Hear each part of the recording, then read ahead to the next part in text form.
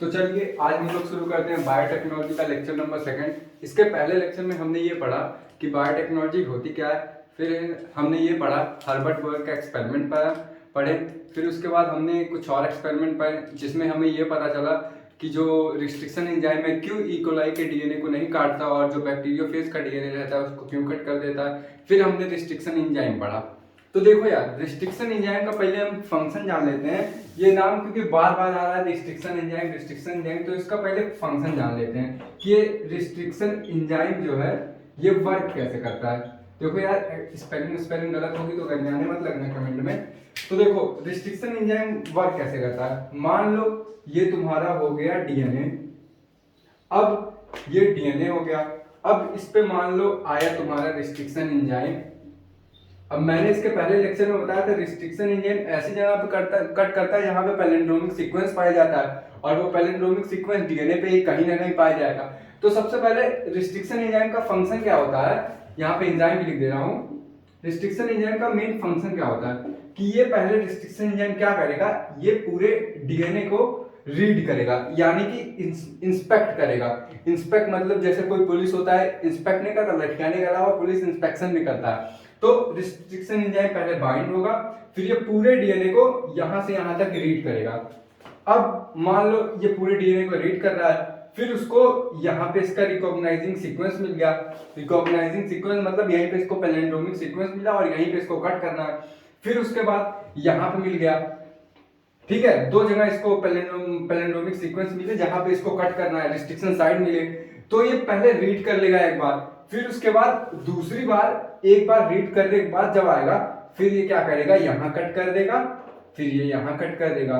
तो हम ये कह सकते हैं रिस्ट्रिक्शन एंजाइम पहले बाइंड करेगा, बाइंड करने के बाद इंस्पेक्शन करेगा, फिर इंस्पेक्शन मतलब कि रीड करेगा, फिर उसके बाद करेगा कट। क्या करेगा, cut the piece of DNA, piece of DNA जो कि रिस्ट्रिक्शन साइड होगा, वो एक पर्टिकुलर साइड होगा वहीं पे कट करेगा, ऐसे कहीं नहीं कट करेगा। साइड होगा वो भी पर्टिकुलर होगा और स्पेसिफिक होगा, स्पेसिफिक होना चाहिए वो, तभी वो कट करेगा। अब देखो यार, फिर इसके बाद हम ये पढ़ते हैं कि स्टिकी इंड क्या होते हैं। ये हमारी एनसीईआरटी में इसका फिगर देके समझाया है, तो मैं भी तुमको फिगर ही से समझाऊंगा क्योंकि ज्यादा समझ जाएगा। तो हम ये जान लेते हैं कि स्टिकी इंड क्या होता है। अब मान लो कि मैं एक डिजायर्ड डीएनए बना रहा हूँ। डिजायर्ड डीएनए को हम लोग फॉरेन डीएनए भी बोलते हैं। फॉरेन डीएनए मतलब उसको बोल सकते हैं, लेकिन फॉरेन डीएनए अलग हो जाएगा और डिजायर्ड डीएनए अलग होगा, उसी को एलियन डीएनए भी बोल सकते हैं। तो मान लो ये हमारा डीएनए हुआ, ये तुम्हारा डिजायर्ड डीएनए हुआ, मतलब कि चाहत भरा डीएनए। और ये क्या हुआ तुम्हारा, एक ये जो दूसरा है ये हमारा फॉरेन डीएनए हुआ। फॉरेन डीएनए का मतलब कि जिस डीएनए में हम अपना डिजायर्ड डीएनए डालेंगे और साथ में जोड़ के हम इकोलाई में इंट्रोड्यूस कर देंगे ताकि इकोलाई क्या करे, अपना इंसुलिन का प्रोडक्शन कर सके। अब ये यहाँ पे तुम्हारा फॉरेन डीएनए हो गया। अब उसके बाद समझते हैं कि ये जैसे ये डीएनए हमने बनाया तो ये यहाँ पे होगा 5 प्राइम 3 प्राइम 3 प्राइम 5 प्राइम। वही सिमिलर यहाँ पे होगा 5 प्राइम 3 प्राइम 3 प्राइम 5 प्राइम। अब देखो एनसीईआरटी ने बहुत ही प्यारा एग्जांपल दिया, गेटैक,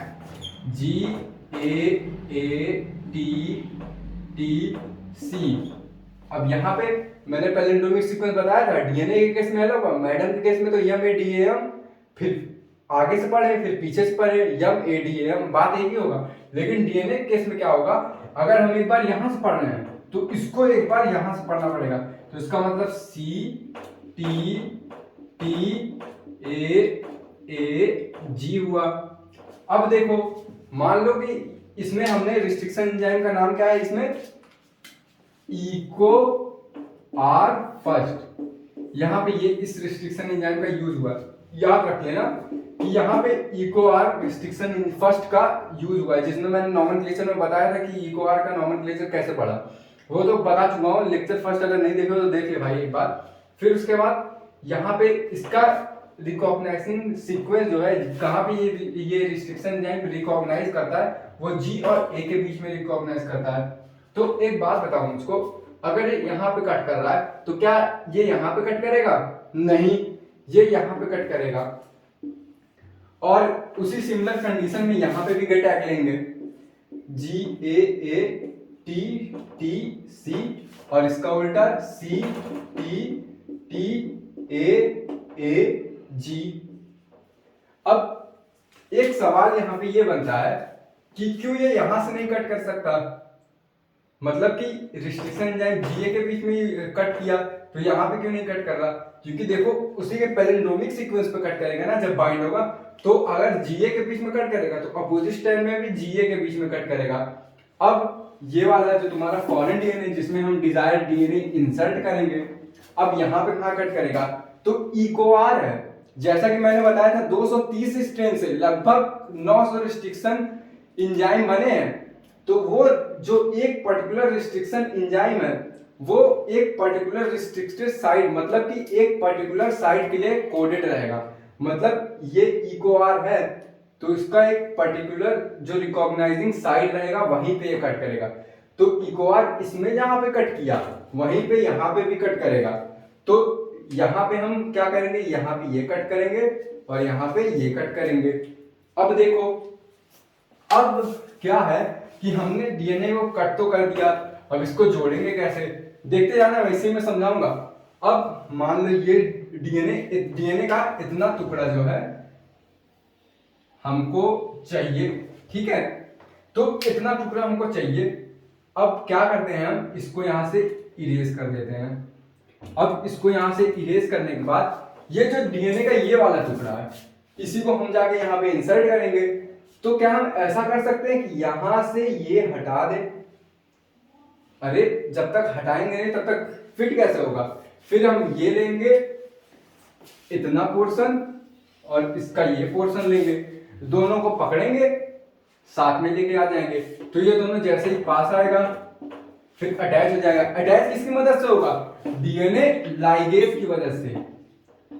डीएनए लाइगेज की वजह से ये अटैच होगा, वैसे डीएनए अटैच नहीं हो पाएगा।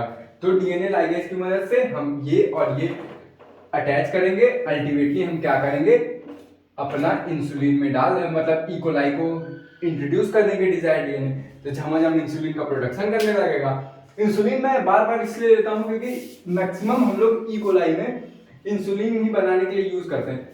एक बात सब लोग सोच रहे होंगे कि इकोलाई को इतना ज्यादा क्यों लिया गया। देखो यार, इसका बहुत ही सिंपल लॉजिक है। हमने इकोलाई को इतनी बार इसलिए लिया क्योंकि इकोलाई में बहुत ही आसानी से कोई भी चेंज करवाया जा सकता है। मतलब इकोलाई में हम किसी भी तरीके का चेंज पा सकते हैं, चाहे वो जिस तरीके का चेंज हो। हम इंसुलिन का भी प्रोडक्शन उससे करवा सकते हैं, या फिर किसी और चीज का कोई प्रोडक्शन करवाना चाह रहा है तो हम वो भी करवा सकते हैं। अब देखो, ये जो दूसरा टॉपिक है उसमें हम ये जानेंगे कि डीएनए को हम सेपरेट कैसे करते हैं। डीएनए के छोटे छोटे टुकड़ों को यानी कि फ्रेगमेंट ऑफ डीएनए को हम कैसे सेपरेट करते हैं। तो देखो, how to separate fragment of DNA, ये देखो सवाल है और जवाब इसका मिलेगा। और एनसीईआरटी में इसकी हेडिंग कुछ और दी गई होगी, सेपरेशन ऑफ डीएनए करके कुछ होगा। तो हम डीएनए को कैसे सेपरेट करते हैं ये मैंने हेडिंग दी है, और एनसीईआरटी में भी लगभग इसी तरह का कोई हेडिंग है, लेकिन टॉपिक वही बताने जा रहा हूं। तो इसको हम एक वर्ड में इसका आंसर जानते हैं, by the process of electrophoresis. Electrophoresis की मदद से करते हैं। और यहां आगे क्या होगा, जल। अब आराम से समझना, ये फोर्सेस मतलब क्या होता है, मूवमेंट। फोर्सेस मतलब मूवमेंट होता है, याद रखना सब लोग। इलेक्ट्रो मतलब क्या होता है, इलेक्ट्रिक फील्ड, यानी कि इलेक्ट्रिक फील्ड। और जल मतलब क्या होता है बाद में बताऊंगा, पहले इतना समझो कि इलेक्ट्रोफोरेसिस, पहले ये समझो फिर ये अपने आप समझ जाओगे। तो इलेक्ट्रोफोरेसिस मतलब होता क्या है, फोर्सेस मतलब होता है मूवमेंट, इलेक्ट्रो मतलब होता है इलेक्ट्रिक फील्ड। तो क्या हम ये बोल सकते हैं कि इलेक्ट्रिक फील्ड की मौजूदगी में जो मूवमेंट हो रहा है उसी को हम इलेक्ट्रोफोरेसिस बोल रहे हैं। अरे बोल सकते हैं कि नहीं, बताओ तुम लोग। इलेक्ट्रिक फील्ड के मौजूदगी में जो भी मूवमेंट हो रहा है उसको हम इलेक्ट्रोफोरेसिस बोलते हैं। अब यहाँ पे जेल वर्ड लगा है तो क्या हम ऐसा बोल सकते हैं इलेक्ट्रिक फील्ड के मौजूदगी में जो मूवमेंट हो रहा है जेल के अंदर उसको हम लोग जेल इलेक्ट्रोफोरेसिस बोलते हैं। और यहाँ पे जो जेल यूज होता है उसका नाम होता है एग्रोज जेल। अब ये एग्रोज जेल क्या होता है वो बाद में बताऊंगा, अभी बस इलेक्ट्रोफोरेसिस जान लो कि इलेक्ट्रिक फील्ड की मौजूदगी में जो मूवमेंट हो रहा है किसमें हो रहा है, जेल एग्रोज जेल में हो रहा है, उसको हम लोग जेल इलेक्ट्रोफोरेसिस बोलते हैं। अब ये हम कैसे करते हैं इसका मैकेनिज्म जानते हैं कि कैसे हम सेपरेट करते हैं। अब मान लो कि हमने डीएनए लिया, ठीक है, मान लो, अरे मान लो यार ना, मानने में क्या जाता है, ये हमने डीएनए लिया 5 प्राइम 3 प्राइम 3 प्राइम 5 प्राइम। अभी मैं इस पे कुछ एडेनिन गुआनिन थाइमिन ये सब नहीं बना रहा हूं। अब इसकी हमें जेल इलेक्ट्रोफोरेसिस करवानी है, ठीक है। या फिर एक काम करते हैं, ऐसे मत समझो, हम लोग ये डीएनए लेते हैं, अब इसमें 5 प्राइम 3 प्राइम समझ लेना। अब इसको हम कट करेंगे, मान लो एक बार यहां से कट किए एक बार यहां से कट किए, तो हम क्या ऐसा बोल सकते हैं कि ये ऐसे हो जाएगा, ये जो है थोड़ा बड़ा हो जाएगा, ये जो है उससे थोड़ा बड़ा हो जाएगा। तो सबसे छोटा होगा ये, उससे छोटा होगा ये, और ये तीसरे नंबर पे ये सबसे बड़ा है। तो हमें इसका सेपरेशन करना है। उसमें क्या बोला है हेडिंग में, फ्रेगमेंट ऑफ डीएनए को हम सेपरेट कैसे करते हैं। तो अब डीएनए कट हुआ तो एक ये हुआ एक ये हुआ एक ये हुआ, अब इसको सेपरेट कैसे करेंगे। अब मान लो ये एक जेल, सबसे पहले ये जान लो कि जो डीएनए होता है हमारा निगेटिव चार्ज होता है, उस पर डीएनए पे हमेशा निगेटिव चार्ज होगा क्योंकि उस पर फॉस्फोरिक ग्रुप पाया जाता है। जब अपना डीएनए प्लस आयन छोड़ेगा तो उस पर नेगेटिव चार्ज आएगा जो कि होता है CH3COOH। और अब जान लो कि डीएनए जो होता है तुम्हारा, डीएनए पे नेगेटिव चार्ज होता है। ये कि मॉलिक्यूलर बेसिस ऑफ इनहेरिटेंस में पढ़ा होगा, जब डीएनए पैकेजिंग होती है तो डीएनए हमेशा नेगेटिव चार्ज होता है जो कि तुम्हारा बेसिक अमीनो एसिड पे लिपटता है, ठीक है। तो डीएनए हुआ तुम्हारा नेगेटिव चार्ज, ये बेसिक चीज बता रहा हूँ, यही सब चीज यूज होगा। फिर तुम्हारा एक मशीन होता है, अब इस मशीन को क्या बोलते हैं, इस मशीन को हम लोग बोलते हैं जेल इलेक्ट्रोफोरेसिस। और इस मशीन में भैया क्या होता है कि इस मशीन में कुआं बना रहता है, यानी कि वेल्स बने रहते हैं। वेल्स मतलब कुआं ही होता है, वेल्स बने रहते हैं। और यहाँ पे जो होता है एग्रोस जेल डाला जाता है। अब तुम लोग ये सोच रहे होगे कि एग्रोस जेल कहाँ डाला जाता है। अब यहाँ पे डाल रहे हैं एग्रोस जेल तो कोई मतलब होगा ना डालने का। और देखो एग्रोस जेल तुम्हारा आटे की तरह दिखता है, आटा देखे हो, आटे की तरह एकदम same to same agarose gel वैसे दिखता है। और एग्रोस जेल बना किसका होता है, ये लिख लो, एग्रोस जेल जो होता है वो बना रहता है अपना सीड वीट से, सीड वीट। अब बहुत लोग सोच रहे होंगे सीड वीट क्या होता है, एग्रोस जेल सीड वीट का बना रहता है। सीड वीट क्या होता है, तो सीड वीट वो होता है जो समुद्र के किनारे पेड़ पौधे नहीं पाए जाते, तो उन्हीं का जो बुरादा होता है उसी को सीड वीट बोलते हैं। मतलब वो एकदम आटे के कलर का होता है, उसको हम लोग हिंदी में बोल सकते हैं समुद्री खरपतवार। सही बोल रहा हूँ, प्रोनाउंसिएशन सही है कि नहीं, अरे समझ लेना यार, समुद्री खरपत बोल दो, हाँ सबसे सही, समुद्री खरपत जो समुद्र के किनारे पाया जाता है और एल्गी में पाया जाता है। इतना याद रखना, कौन सी एल्गी है ये सब सिलेबस में नहीं है तो मतलब नहीं। इतना जानो कि एग्रोस जेल जो तुम्हारी सीड वीट से बनती है और जो कि आटे कलर का होता है अर्थात व्हाइट कलर का होता है। अब यहाँ पे हम क्या करेंगे कि तुम्हारा एग्रोस जेल डाल देंगे। ये जो इलेक्ट्रोफोरेसिस मशीन है, अब यहाँ पे हम तुम्हारा एग्रोस जेल डाल दिए, पूरा ये इलेक्ट्रोफोरेसिस मशीन में हमने एग्रोस जेल डाल दिया। अब एग्रोस जेल का फंक्शन क्या होता है ये समझ लो। एग्रोस जेल का ज्यादा तो फंक्शन पता नहीं है, लेकिन इतना पता है कि ये डीएनए को उलझने से रोकता है। मतलब कि जैसे कि एक मशीन है, ये मशीन हुआ, इसमें हमने कई सारे डीएनए डाल दिए, तो ये फंस नहीं जाएगा क्या, एक दूसरे में उलझ नहीं जाएगा। वैसे भी डीएनए इतना हाईली कोइल्ड रहता है क्योंकि 0 10⁻⁻⁶ में न्यूक्लियस के अंदर वो कॉम्पैक्ट रहता है, तो वैसे ही इतना उलझा रहेगा। अब उसको और उलझाएंगे तो एग्रोस जेल क्या करता है, जो कि हमारे डीएनए को उलझने से रोकता है। तो अर्थात हम ये बोल सकते हैं डिसोल्यूशन करवाता है वो डीएनए का, ठीक है। तो इस मशीन में हमारी एक सिल्विंग इफेक्ट पाई जाती है। अब ये सिल्विंग इफेक्ट क्या होती है, सिल्विंग इफेक्ट ऐसा इफेक्ट होता है जो कि डीएनए को जो हल्का डीएनए रहेगा उसको आगे कर देगा, जो भारी डीएनए रहेगा उसको पीछे कर देगा। इतना समझ में। सिल्विंग इफेक्ट एनसीईआरटी में लिखा होगा कि व्हाट इज सिल्विंग इफेक्ट। सिल्विंग इफेक्ट क्या करता है, डीएनए को आगे करता है जो हल्का रहता है और भारी डीएनए पीछे ही रहता है। अब देखो अकेले सिल्विंग इफेक्ट ही कुछ नहीं कर पाएगा। अब ये जो इलेक्ट्रोफोरेसिस है ये एक मशीन है। अब इस मशीन को चलाने के लिए चाहिए एनर्जी। एनर्जी कहां से आएगी, बैटरी से आएगी। ये तुम्हारी हो गई बैटरी। एनसीईआरटी में बैटरी लगा के दिया नहीं है। तो देखो डीएनए क्या होता है, निगेटिव चार्ज। अब यहाँ पे हमने डीएनए डाल दिया, ठीक है, यहाँ पे हमने डीएनए डाला। फिर देखो डीएनए निगेटिव चार्ज होगा, यानी कि डीएनए निगेटिव होगा तो निगेटिव को रिपेल करेगा और पॉजिटिव से अट्रैक्ट करेगा। तो फिर ये देखो डीएनए तुम्हारा निगेटिव चार्ज हुआ, यहाँ पे मैं लिख दे रहा हूँ डीएनए तुम्हारा जो हुआ निगेटिव चार्ज हुआ। तो यहाँ पे होता है कैथोड, यहाँ पे क्या होता है कैथोड। अब कैथोड पे क्या होता है, निगेटिव चार्ज रहता है।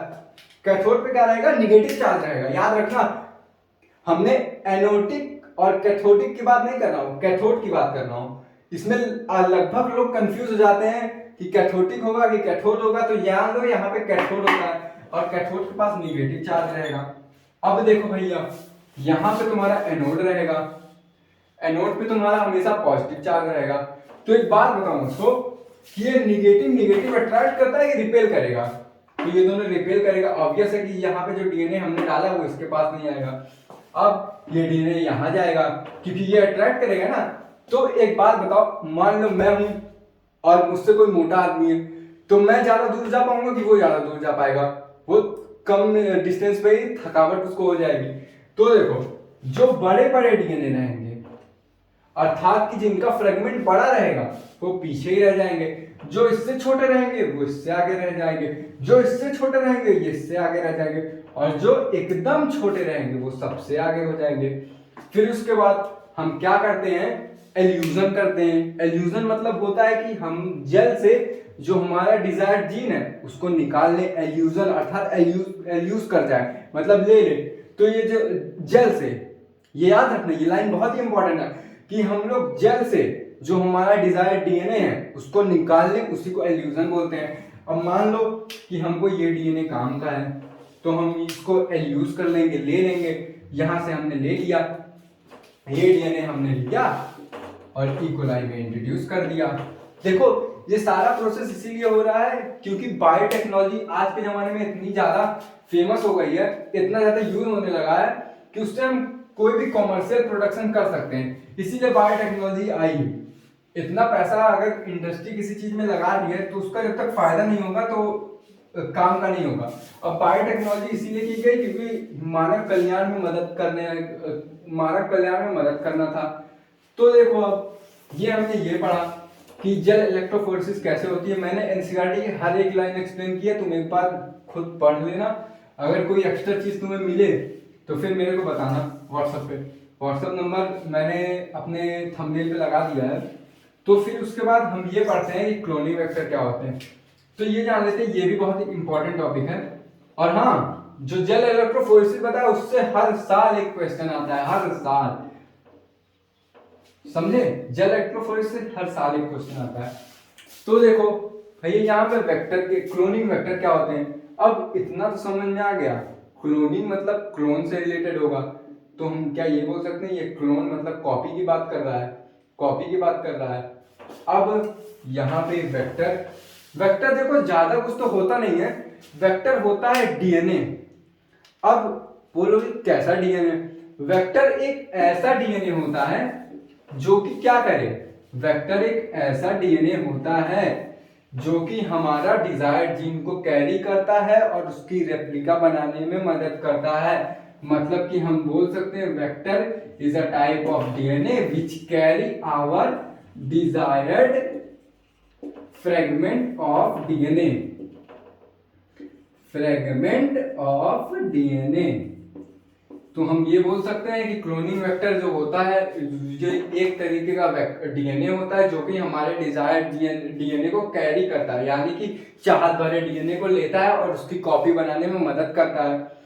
तो देखो इसको इस तरह से हम समझ सकते हैं, मान लो ये तुम्हारा एक ई कोलाई है, ठीक है, यहाँ पे भी ई कोलाई।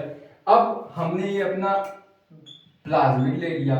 अब प्लाज्मिड को हम लोग वेक्टर की तरह यूज करते हैं, ये समझ रहे हैं ना। फिर उस प्लाज्मिड में हमने डिजायर्ड डीएनए डाल दिया, ठीक है। अब डिजायर्ड डीएनए हो गया, ये लिख दे रहा हूं मैं, ये डिजायर्ड डीएनए हो गया और ये भैया अपना हो गया प्लाज्मिड। प्लाज्मिड यहाँ पे क्या है, प्लाज्मिड को हम लोग वेक्टर भी बोलते हैं और इसको सिंगल स्टैंडर्ड डीएनए भी बोलते हैं, जो कि स्मॉल सर्कुलर फॉर्म में होता है, याद रखना। और इसको इस चैप्टर में प्लाज्मिड की एक छोटी सी डेफिनेशन दी है, जो कि मुझको तो आज तक नहीं समझ में आई कि बोलना क्या चाह रहा है। एक्स्ट्रा क्रोमोसोमल ऑफ डीएनए, ये कौन सी बात हुई, एक्स्ट्रा क्रोमोसोमल ऑफ डीएनए, अभी समझाता हूँ एक्स्ट्रा क्रोमोसोमल ऑफ डीएनए काहे इसको बोलते हैं। तो देखो ये यहाँ पे इंट्रोड्यूस कर दिया गया, ये तुम्हारा ये हो गया डिजायर्ड डीएनए और ये जो तुम्हारा हो गया ये प्लाज्मिड हो गया और ये इकोलाई का डीएनए जो होगा जो कि सर्कुलर होगा और लूप के फॉर्म में होगा, ठीक है। तो ये तुम्हारा प्लाज्मिड हुआ, ये तुम्हारा डिजायर्ड डीएनए होगा। अब मान लो कि ये अपनी कॉपी बनाएगा, तो ये जो दूसरा है दिख रहा है ना, हाँ, तो ये जो दूसरा है ये अपनी कॉपी बनाएगा। अब ऐसा हुआ कि ये तो जैसे डीएनए तो रेप्लिकेट होगा ही, क्योंकि उसके पास आरओपी रहता है, आरओपी और ओरिजिन ऑफ रेप्लिकेशन भी रहता है। आरओपी क्या होता है बाद में बताता हूँ, अभी आगे आने वाला है। तो ये यहाँ पे हुआ और ये यहाँ पे हो गया। ये डीएनए तो कॉपी करके आएगा ही, अगर ऑफस्प्रिंग बन रहा है तो उसमें डीएनए तो आएगा ही कुछ ना कुछ। फिर उसके बाद ये हुआ। अब ये तुम्हारा क्या हुआ कि ये सिर्फ एक में आ गया, मैं एरो दिखा के लगा रहा हूँ, ये सिर्फ एक में आ गया। ये तुम्हारा हुआ प्लाज्मिड और ये हुआ डिजायर्ड डीएनए, और इसमें तुम्हारा नहीं आया, तो क्या फायदा क्लोनिंग वेक्टर का। अब तुम ही सोचो कि हमने चाहत भरा डीएनए लिया, वो अपनी कॉपी नहीं बना पाई। अब मैं इसमें ये बताने की कोशिश कर रहा हूँ कि हमने क्यों क्लोनिंग वेक्टर को यूज किया। हमने क्लोनिंग वेक्टर को इसलिए यूज किया क्योंकि ये जो अपना डिजायर्ड डीएनए ये अपनी कॉपी नहीं बना पा रहा है। जब डिजायर्ड डीएनए कॉपी नहीं बना पाएगा तो हमारे मदद में ही कुछ नहीं आएगा। अब ये एक ही में गया, अल्टीमेटली क्या होगा कि ये हमारे यूज में नहीं आ पाएगा, क्योंकि जब तक लास्ट प्रोडक्शन नहीं होगा तब तक हमारे यूज में नहीं आ पाएगा। एक एक से क्या होगा, एक एक से कुछ नहीं होगा। अब देखो हमने क्लोनिंग वेक्टर की मदद से क्या किया, ये जो अपना डिजायर्ड डीएनए है और प्लाज्मिड है, इसको लिया और अपना जो नया इकोलाई है, नया इकोलाई में क्या किया कि ये दोनों में दे दिया हमने क्लोनिंग वेक्टर की मदद से। तो अर्थात हम ऐसा बोल सकते हैं कि क्लोनिंग वेक्टर की मदद से हमारा जो डिजायर्ड डीएनए है वो उसके पास भी ये काबिलियत आ गई है कि वो अपना कॉपी बना सके। किसकी मदद से, वेक्टर की मदद से। और वेक्टर क्या है अपना, यहाँ पे प्लाज्मिड है। अब देखो साइंटिस्ट, अपने जो साइंटिस्ट होते हैं ना उनके पास दिमाग बहुत होता है यार। फिर साइंटिस्ट ने क्या किया, ये तरीका तो उनको मिल गया, फिर हमारे जो भैया साइंटिस्ट लोग हैं उन्होंने क्या किया कि साला बैक्टीरियोफेज को भी यूज कर दिया, किसकी तरह, क्लोनिंग वेक्टर की तरह। अब ये तुम्हारा बैक्टीरियोफेज हुआ, ये तुम्हारा बैक्टीरियोफेज हो गया। अब बैक्टीरियोफेज के बाद तो डबल स्टैंडर्ड डीएनए तो होगा ही। अब ये तुम्हारा डबल स्टैंडर्ड डीएनए हो गया। अब ये डबल स्टैंडर्ड डीएनए का हुआ क्या, ये डबल स्टैंडर्ड डीएनए यहाँ से लेके यहाँ इंट्रोड्यूस कर दिया गया। और ये इंट्रोड्यूस ऐसे ही नहीं किया गया, साला हम लोग ने वायरस के अंदर के डीएनए में अपना डिजायर्ड डीएनए डाल दिया।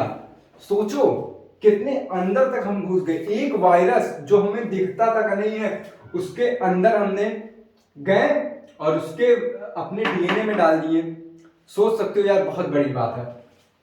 तो ये हमारा यहाँ से गायब हो गया और ये यहाँ पे आ गया, और साथ में इसके क्या हुआ, हमारा डिजायर्ड डीएनए भी आ गया और साथ में इसका ये जो ओरिजिनल डीएनए डबल स्टैंडर्ड वो भी आ गया। और अल्टीमेटली सबको पता ही होगा कि जो इसका इकोलाई मतलब बैक्टीरियोफेज का जो डीएनए होता है वो अल्टीमेटली अपनी घटाघट कॉपी बनाना शुरू करता है। तो यहाँ पे क्या होगा, यहाँ पे ढेर सारी कॉपी बना जाएगी, अल्टीमेटली इसका प्रोडक्शन हाई हो जाएगा। और हाँ यार, एक चीज मैं तुम लोगों को बताना भूल गया जेल इलेक्ट्रोफोरेसिस में, कि जो जेल इलेक्ट्रोफोरेसिस हमने की, ठीक है, हमने जेल इलेक्ट्रोफोरेसिस की, मैंने क्या बताया था, ये मशीन होगा, यहाँ पे हमने ये सब डाला, फिर उसके बाद जो ज्यादा बड़ा सेगमेंट रहेगा वो आगे जाएगा, जो कम बड़ा रहेगा वो पीछे ही रह जाएगा। मतलब जो बड़ा रहेगा वो पीछे ही रहेगा, जो छोटा रहेगा वो आगे चला जाएगा। यहाँ पे क्योंकि यहाँ पे निगेटिव टर्मिनल रहता है, यहाँ पे पॉजिटिव टर्मिनल रहता है, यहाँ पे निगेटिव रहता है, तो ये अट्रैक्ट कर लेगा, जितना छोटा रहेगा उतना आगे जाएगा। फिर यहाँ पे मैंने ये बताया, देखो यार डीएनए हमको ऐसे दिखेगा नहीं, चाहे जितनी कोशिश कर लो डीएनए तो दिखने वाला नहीं है। अब क्यों नहीं दिखेगा, उसके पीछे बहुत बड़ा रीजन है, क्योंकि डीएनए बहुत ही छोटा रहता है, बहुत ही छोटा, तो यहाँ पे दिखेगा नहीं। तो हम क्या करते हैं, इथेडियम ब्रोमाइड को लेते हैं, ये भी तुम्हारा आटे की तरह होता है, इथेडियम ब्रोमाइड को लेंगे और इसमें डाल देंगे। सॉरी यार, थोड़ा टॉपिक कन्वर्ट हो गया, लेकिन ये बताना जरूरी है क्योंकि एनसीईआरटी में लाइन है इसकी। तो इथीलियम ब्रोमाइड को डीएनए पे डालेंगे, जब वो सेपरेट हो जाएगा तो इथीलियम ब्रोमाइड को क्यों डालेंगे, लॉजिक वाली बात है कि इथीलियम ब्रोमाइड को हम क्यों डालेंगे। अभी मैंने बताया कि डीएनए को हम वैसे देख नहीं सकते, तो इथीलियम ब्रोमाइड को हम स्ट्रेन करने के लिए डालते हैं। क्या करने के लिए, स्ट्रेन करने के लिए, यानी कि उस पर हम लोग स्ट्रेन कर देते हैं। फिर इसको क्या करेंगे, हम यूवी रेज की मदद से देखते हैं। स्ट्रेन करने के बाद इथीलियम ब्रोमाइड के ऊपर डाल दिए, फिर यूवी रेज से देखेंगे, खच खच खच। फिर उसके बाद ये किस कलर का दिखेगा, ये क्वेश्चन पूछा जा सकता है कि जब हम इस पे इथीलियम ब्रोमाइड डालने के बाद अपना टॉर्च डालेंगे, हाँ, तो इथीलियम ब्रोमाइड डालने के बाद टॉर्च डालेंगे तो ये किस कलर का दिखेगा।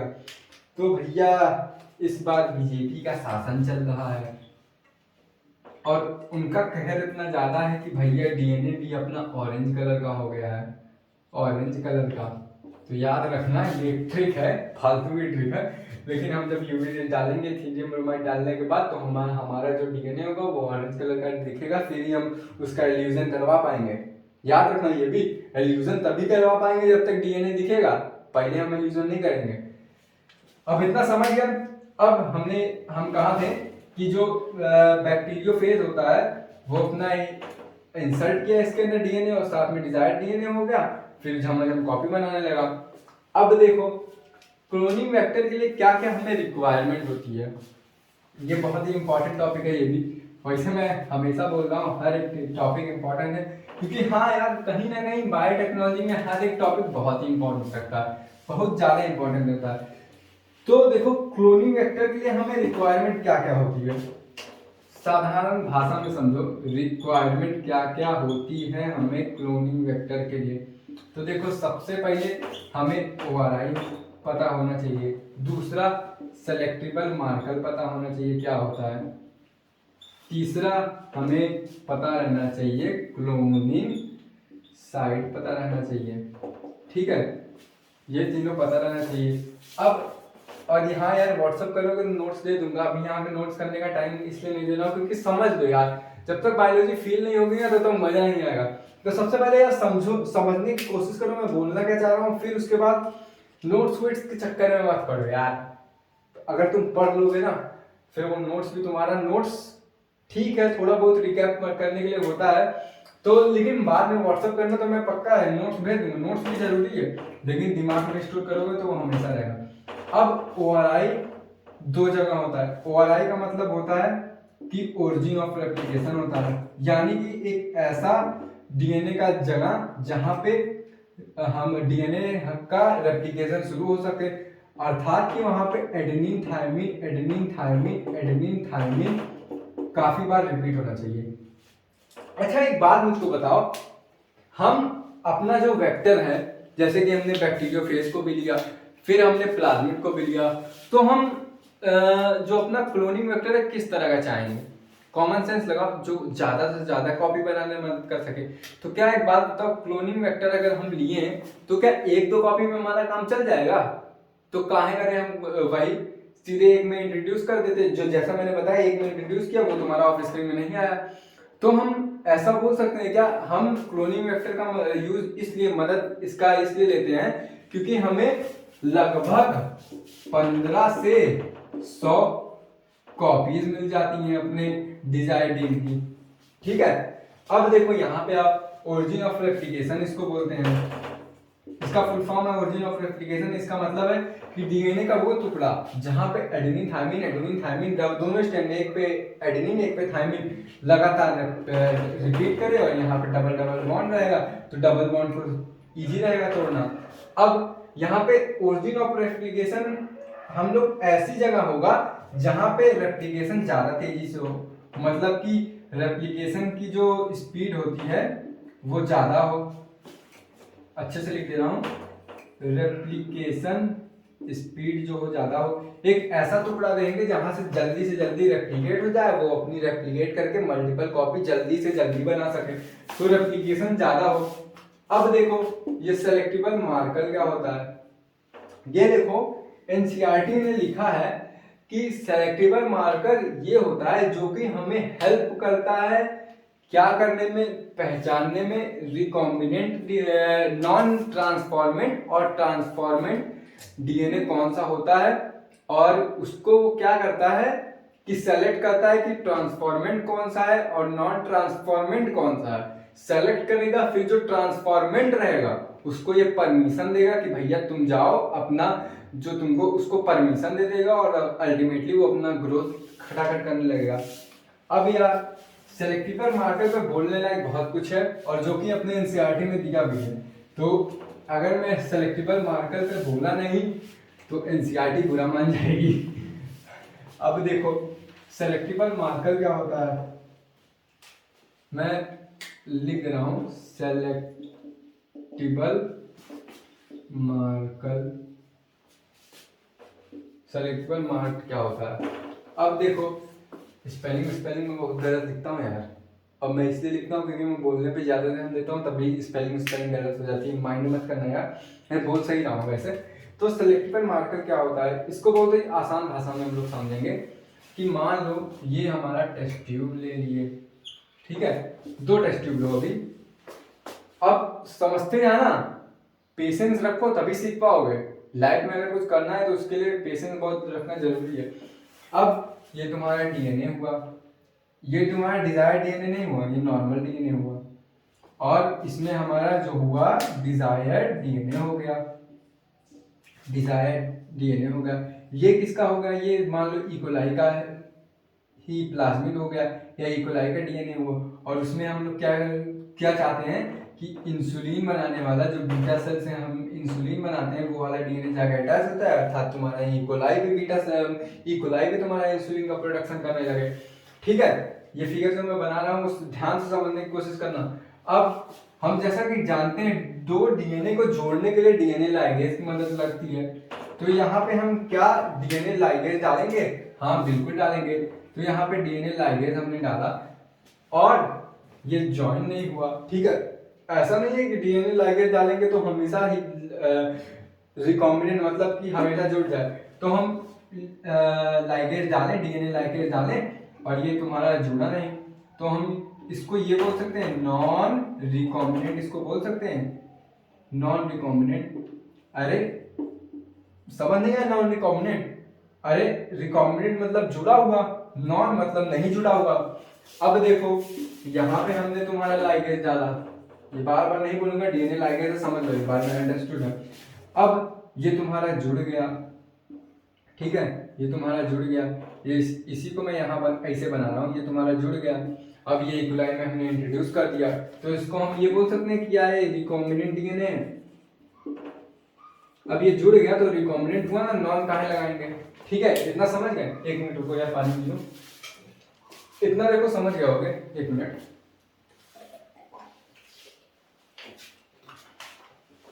अब देखो ये अपना हो गया, फिर अब हम ये समझते हैं, अभी सेलेक्टिव मार्कर पे ही बताऊंगा मैं। अब इतना समझ गए ना सब लोग। अब देखो इसको क्या कैसे समझेंगे, ये तुम्हारा हो गया इकोलाई, हर जगह इकोलाई, हर जगह इकोलाई। मैं 2 इकोलाई को समझाता हूँ क्योंकि वहां पे ट्रांसफॉर्मेंट और नॉन ट्रांसफॉर्मेंट की बात की गई है। अब देखो मान लो ये अपना इकोलाई का प्लाज्मिड हुआ, ठीक है, समझते जाना, और ये जो हुआ अपना डिजायर्ड जीन हुआ, डिजायर्ड जीन हुआ। अब मान लो ये अपना डिजायर्ड जीन हुआ और यहाँ पे हमने लिया अपना प्लाज्मिड, ठीक है, यहाँ पे हमने प्लाज्मिड लिया। अब हम क्या कर रहे हैं, ई कोलाई के अंदर ये इंट्रोड्यूस कर दिए, समझते जाना, ई कोलाई के अंदर इंट्रोड्यूस कर दिए, लेकिन ये इंट्रोड्यूस नहीं हुआ, ठीक है। तो क्या हम इसको ऐसा बोल सकते हैं कि नॉन ट्रांसफॉर्मेंट है, फॉर्मेंट है, नॉन ट्रांसफॉर्मेंट है, यहाँ पे फॉर रहेगा, नॉन ट्रांसफॉर्मेंट है। तो ये ट्रांसफॉर्म नहीं हुआ, रिकॉम्बिनेंट तो हुआ लेकिन ट्रांसफॉर्मेंट नहीं हुआ। तो वहीं पे वो सेलेक्टेबल मार्कर यही काम करता है, नॉन ट्रांसफॉर्मेंट और ट्रांसफॉर्मेंट को पता करने में मदद करता है। अब देखो ये वाला जो हुआ इसको हमने क्या किया, यहाँ डाल दिया। देखो इसके पास पहले से डीएनए होगा, ये बात जान लो, ये जो सर्कुलर होगा बताने वाली बात नहीं है। तो अब ये हमने ट्रांसफॉर्म कर दिया, ठीक है। अब ये इसके अंदर आ गया ये वाला। अब तो हम क्या इसको बोल सकते हैं कि ये वाला जो है तुम्हारा ये नॉन ट्रांसफॉर्मेंट नहीं है, मतलब कि ये ट्रांसफॉर्मेंट है। ये क्या है, नॉन ट्रांसफॉर्मेंट नहीं है, मतलब कि ये ट्रांसफॉर्मेंट है। देखो रिकॉम्बिनेंट तो हुआ लेकिन ट्रांसफॉर्म नहीं हुआ इकोलाई के अंदर। ये तुम्हारा रिकॉम्बिनेंट तो हुआ लेकिन साथ में ट्रांसफॉर्मेंट भी हुआ, क्योंकि इसका ट्रांसफर हुआ बाहर से अंदर, इकोलाई के अंदर इसको ट्रांसफर किया गया। अब इतना समझ गए। अब देखो ये समझो कि ये जो तुम्हारा सेलेक्टेबल मार्कर की तरह कौन कौन मतलब काम करता है, कौन कैसे हम पता पाते हैं कि ये सेलेक्टेबल मार्कर है और इसकी तरह कौन कौन काम करता है। अब देखो पता तो पाना पड़ेगा ना कौन सेलेक्टेबल मार्कर की तरह काम करता है, कौन कैसे क्या करता है, ये सब हमको पता रहना चाहिए। तो देखो अब सेलेक्टेबल मार्कर की तरह कौन कौन काम करता है, 3-4 नाम एनसीईआरटी में दिए हैं, मैं बता रहा हूँ। Ampicillin resistance gene, tetracycline resistance gene और कैरामाइसिन रेजिस्टेंस जीन, ठीक है। मैं 3 नाम बता रहा हूँ।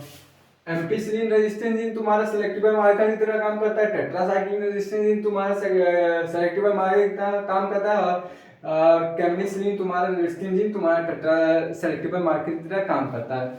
ये तीनों जो है ये तीनों एंटीबायोटिक रेजिस्टेंस जीन है, जान लेना। एंटीबायोटिक रेजिस्टेंस जीन अर्थात जो एंटीबॉडी से मरने में मतलब बचने में मदद करे उसी को एंटीबायोटिक रेजिस्टेंस जीन बोलते हैं। अब देखो ये तीनों काहे काम करते हैं। एनसीईआरटी में एक फिगर दिया होगा जो कि फर्स्ट क्लोनिंग वेक्टर है PBR322 दिया है कि नहीं। देखो फिगर 13.4 होगा 199 पेज नंबर पे, ठीक है।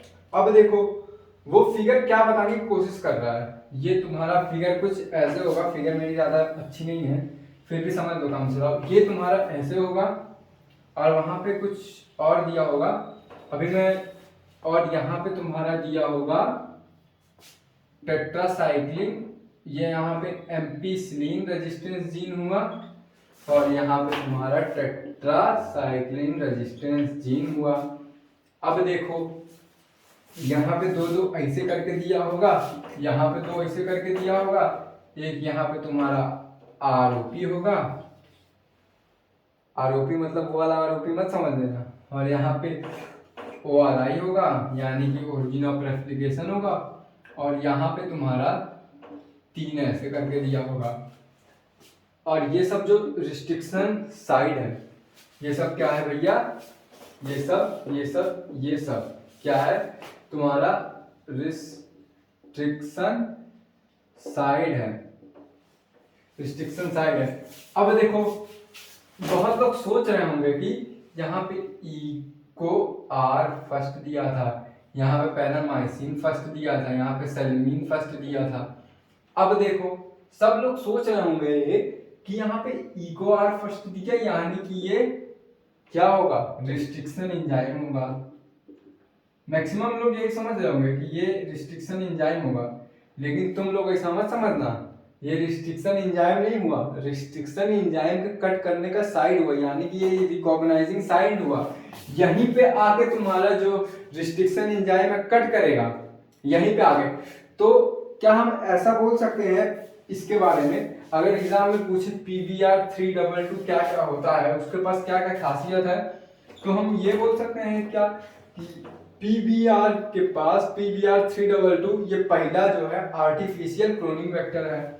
तो हम ऐसे लिख सकते हैं कि फर्स्ट आर्टिफिशियल क्लोनिंग वेक्टर क्या हुआ, वेक्टर। और सेकंड हम ये पॉइंट बोल सकते हैं कि ये जो तुम्हारा इसके पास 2 एंटीबायोटिक रेजिस्टेंस जीन हुआ, इसके पास 2 एंटीबायोटिक रेजिस्टेंस जीन हुआ, जो कि यहाँ पे फिगर में दिया है एम्पिसिलिन और टेट्रामाइसिन। अब देखो, अब क्या हम इसमें ये बोल सकते हैं कि इसमें 8 रिकॉग्नाइजिंग सीक्वेंस होगा? फिगर देख लो, फिगर से मैं बता रहा हूँ पॉइंट। अब क्या हम इसको ये बोल सकते हैं कि इसमें लगभग 8 रिकॉग्नाइजिंग साइड होगा, जहां पर रिस्ट्रिक्शन एंजाइम अपना कट करेगा। ये रिस्ट्रिक्शन एंजाइम नहीं, याद रखना है, रिस्ट्रिक्शन एंजाइम का साइड है जहां पे वो कट करेगा। अब देखो यहाँ पे तुम्हारा रिकॉग्नाइजिंग साइड हो गया। अब देखो फर्स्ट क्लोनिंग वेक्टर जिसका नाम है PBR322, और ये क्या हुआ? दूसरा, इसके पास 2 एंटीबायोटिक रेजिस्टेंस जीन हुआ। अब यहाँ पे क्या हुआ? टेट्रासाइक्लिक रेजिस्टेंस जीन हुआ। तो देखो यार, इतना तो समझ में आ गया कि ये सॉरी, इतना समझ में आ गया कि ये रिकॉग्नाइजिंग साइड हो गया। इतना यहाँ पे 8 है, जो भी ऐसे ऐसे करके दिया है ना एनसीईआरटी की बुक में, वो सब तुम्हारा रिकॉग्नाइजिंग साइड है। कोई भी ये मत समझना कि रिस्ट्रिक्शन एंजाइम है, वो रिकॉग्नाइजिंग साइड है जहां पे रिस्ट्रिक्शन एंजाइम तुम्हारा कट करेगा। याद रखना, यहीं पे एग्जाम पे गलती करोगे, पूछ लेगा कि उसके पास रिस्ट्रिक्शन एंजाइम कैसे है, फिगरवा दे देगा, तब वो नहीं बता पाओगे। सोचोगे कि अरे 8 हुआ, 8 पे खट्टा सट्टी लगा के आ जाओगे, लेकिन 0 कहाँ के उसके पास कोई भी एंटीबायोटिक मतलब रिस्ट्रिक्शन एंजाइम नहीं होता है। और ये जो तुम्हारा PBR322 है, ये आर्टिफिशियल तो सिंथेसाइज किया गया, लेकिन ये किसका है पता है? किसका है? गेस करो, ये किसका डीएनए है? डबल स्टैंडर्ड सर्कुलर डीएनए कुछ याद आ रहा है? ये भैया तुम्हारा है ई कोलाई का डीएनए। एनसीईआरटी ने काफी सिंप्लीफाई करके इसको दिया है, लेकिन ये असल में तो ऐसा दिखेगा, असल में तो डबल स्टैंडर्ड सर्कुलर डीएनए की तरह दिखेगा ये, लेकिन एनसीईआरटी ने सिंप्लीफाई करके दिया। पहली बार एनसीईआरटी ने कुछ सिंप्लीफाई करके दिया है। वैसे पढ़ने वाला है तो सब चीज पढ़ लेगा। एनसीईआरटी लगभग यार आसान तो देती है, लेकिन थोड़ा कम शब्दों में ज्यादा चीजें बोलने की कोशिश करती है, जो कि कुछ लोग समझ नहीं पाते हैं। अब देखो यहाँ पे इतना तो समझ लिया। एक चीज मैं तुम लोग को बताना भूल गया हूँ, जो कि ये है कि आरओपी और ओआरआई क्या होता है। इतना क्लियर कर लेता हूँ। अब फिगर यार क्या बताऊँ, छोड़ जाने देना, अब यहीं पे समझा दे रहा हूँ। अब देखो, ये जो तुम्हारा आरओपी हुआ ना, इसको क्या कहते हैं? Protein of replication. और ओआरआई को क्या कहते हैं? Origin of replication. वैसे मेरा नोट्स की राइटिंग अच्छी होगी यही पे बस खराब है। तो प्रोटीन ऑफ रेप्लिकेशन क्या करता है? जरूरत, कुछ ना कुछ जरूरत होगी कि यहाँ पे आरओपी दिया है, तो ये प्रोटीन ऑफ रेप्लिकेशन तुम्हारा ये काम करता है कि जो प्रोटीन बनाता है। अब प्रोटीन कैसे बनेगा? एमआरएनए से। एमआरएनए से कैसे बनेगा? डीएनए से। सही बोल रहा हूँ? बिल्कुल सही बोल रहा हूँ, और बिल्कुल सही तुम लोग सोच भी रहे हो। अब यहाँ पे जो प्रोटीन बनेगा, वो प्रोटीन बाइंड करेगा ओआरआई पे एज अ पॉलीमरेज। पॉलीमरेज क्या होता है? जो डीएनए पे न्यूक्लियोटाइड खटाखट जोड़ता है और हेलिकेज आके खोलता है। तो यहाँ पे ये बाइंड करेगा, बाइंड करने के साथ ये क्या करेगा? इसकी कॉपी बनने में मदद करेगा। मतलब कि आरओपी प्रोटीन ऑफ रेप्लिकेशन यहाँ पे अपनी प्रोटीन छोड़ेगा और ये बाइंड करेगा, अर्थात तुम्हारा ओरिजिन ऑफ रेप्लिकेशन से तुम्हारी रेप्लिकेशन मतलब कि उसकी कॉपी रेप्लिका बनना शुरू हो जाएगी। इतना समझ गए तुम लोग? अब देखो, ये इतना तो समझ गए, फिर उसके बाद हम लोग ये समझने की कोशिश करते हैं कि तुम्हारा इसके बाद कौन सा टॉपिक रहेगा। इतना तो समझ गए होगे। अब इसके बाद तुम्हारा टॉपिक आ जाएगा कि हम लोग कैसे ये तुम्हारा हो गया ई कोलाई का PBR322 हो गया। अब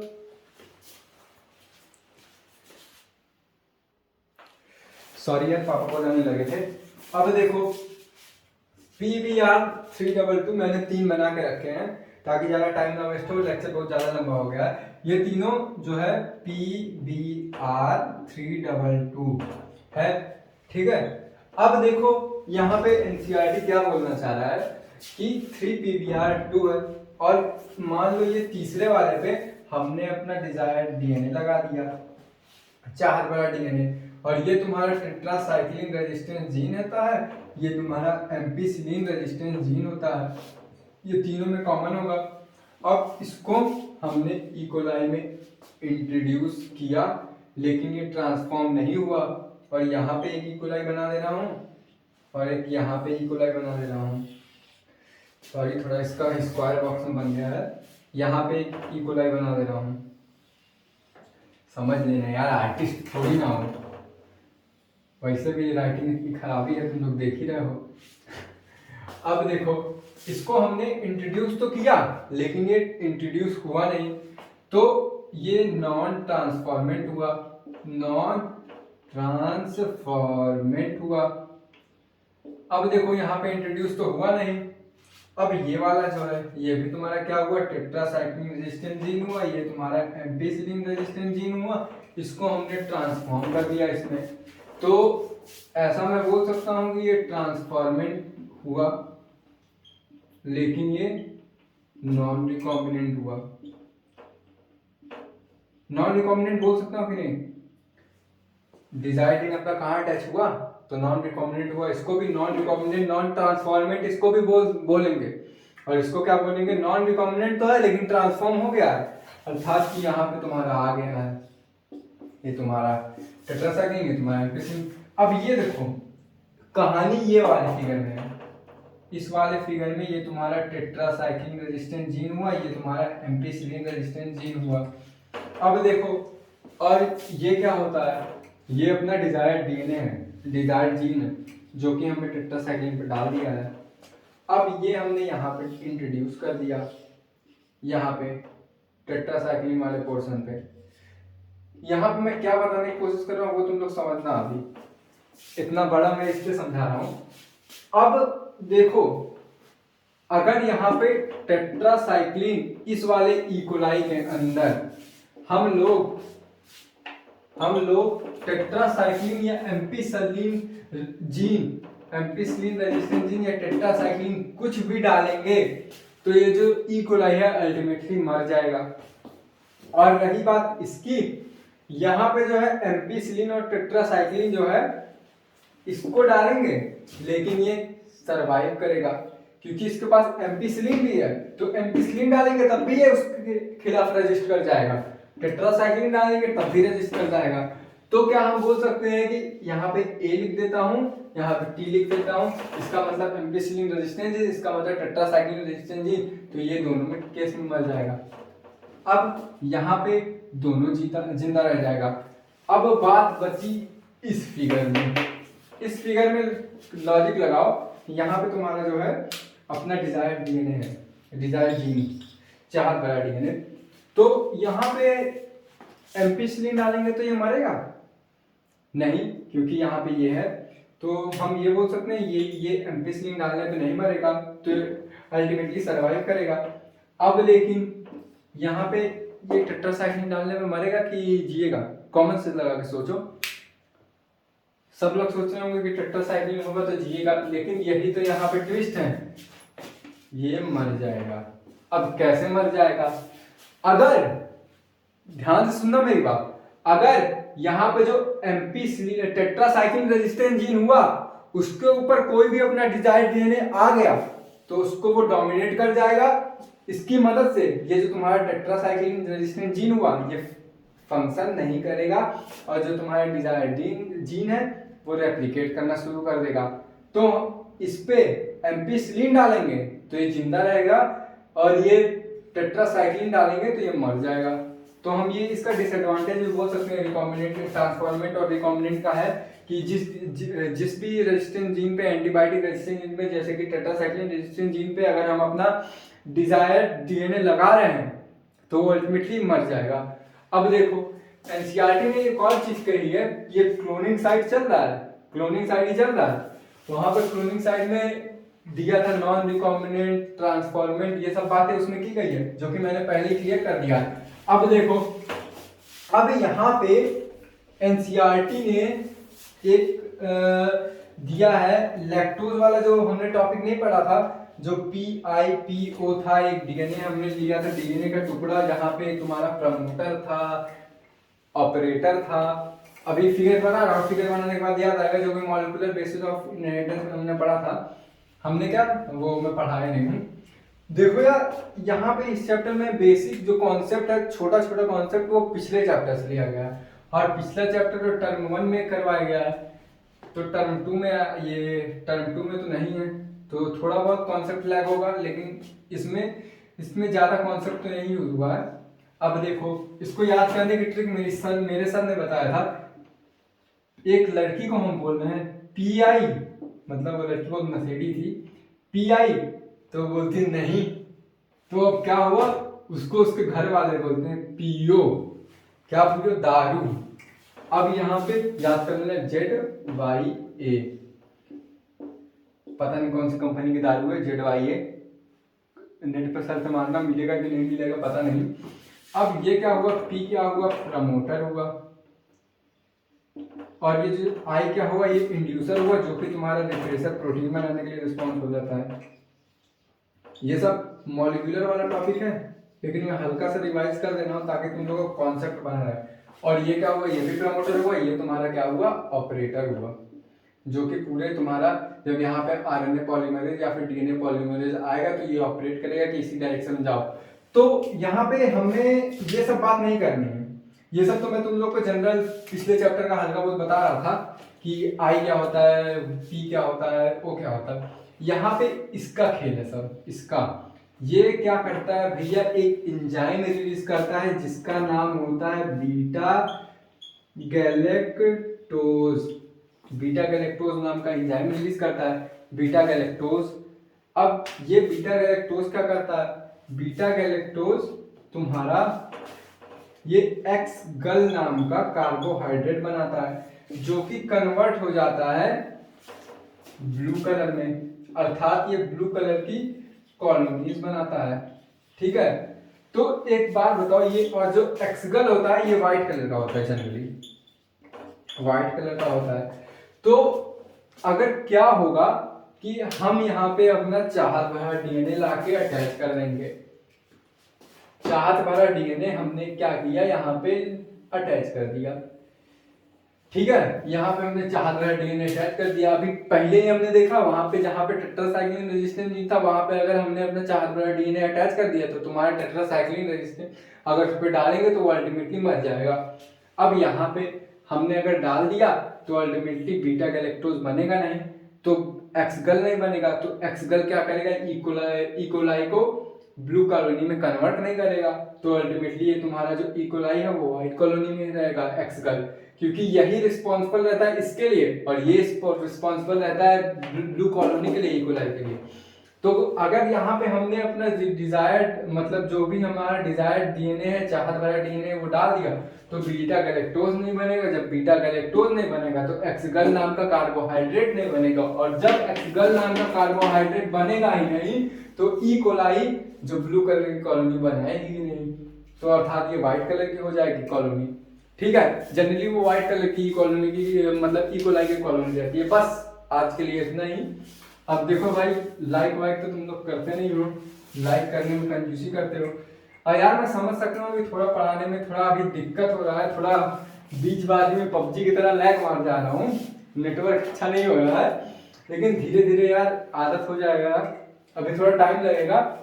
तो यार थोड़ा लाइक वाइक कर देना, शेयर वेयर भी कर देना, और कुछ डाउट वाउट होगा तो व्हाट्सएप पे व्हाट्सएप देना, मतलब चैटिया देना, और कॉल वॉल पे अगर बताने लायक रहेगा तो कॉल कर दूंगा, वरना मैसेज पे समझा दूंगा। और जो तुम्हारा नोट्स है वो मैं भेज दूंगा, अगर जिसको जरूरत होगी वो नोट्स मांग लेगा, वरना स्कूल में सबके तो बनाते हैं। अब देखो, इतनी बातें तो मैंने बता दी, एक रैपिड फायर क्विज हो जाए। पहले दिन के लेक्चर में मैंने ये बताया, ध्यान से सुनना, ये क्विज है 5 मिनट का ही करो, लेकिन कर लो। देखो, पहले दिन मैंने ये बताया कि बायोटेक्नोलॉजी जो होती है वो जेनेटिकली मॉडिफाइड ऑर्गेनिज्म में होती है। कुछ कुछ टॉपिक जो तुमसे मैं पूछूंगा पहला सुनते रहना, 2-3 क्वेश्चन पूछूंगा यार, हलवा हलवा रहेंगे अगर तुम अच्छे से पढ़े रहोगे तो एक बात बताओ, टेस्ट ट्यूब बेबी क्या बायोटेक्नोलॉजी का हिस्सा है? सोच के बताओ। मेरे हिसाब से तो है, क्योंकि टेस्ट ट्यूब बेबी में हम बायोटेक्नोलॉजी का यूज कर रहे हैं। बायो मतलब लाइफ होता है, टेक्नोलॉजी मतलब तकनीक होता है। लाइफ में या फिर बायोलॉजी में कोई तकनीक यूज करें तो उसको बायोटेक्नोलॉजी में हम ले लेंगे, और टेस्ट ट्यूब बेबी तुम्हारा बायोटेक्नोलॉजी का एग्जाम्पल है। अब एक बात बताओ, ये जो तुम्हारा एक इकोलाई में मैक्सिमम कितने रिस्ट्रिक्शन एंजाइम हो सकते हैं? क्या फिक्स होगा? गलत, फिक्स नहीं होगा। चाहे 1 हो सकते हैं, चाहे 2 हो सकते हैं, चाहे 3 हो सकते हैं।